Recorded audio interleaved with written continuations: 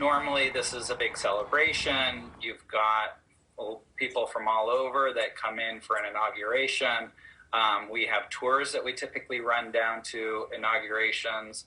We might have groups. Star Tours, based in Hamilton, New Jersey, has weathered the storms brought on in the past, 9/11 being one.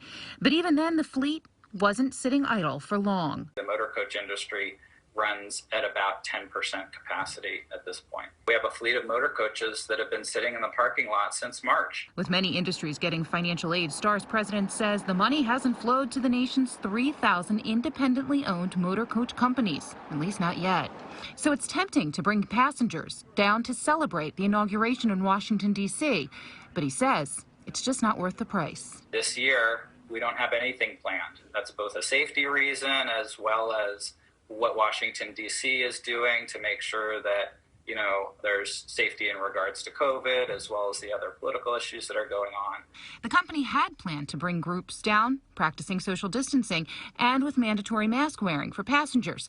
But when the COVID numbers went up, the brakes were put on the plans. And now, after the Capitol riots, the company says no amount of money is worth the trip. And it's not the only local bus company to say it's staying home. At a time when the industry should be ramping up for school trips and tours in the Northeast, companies tell us that the security measures will make it nearly impossible to bring crowds in.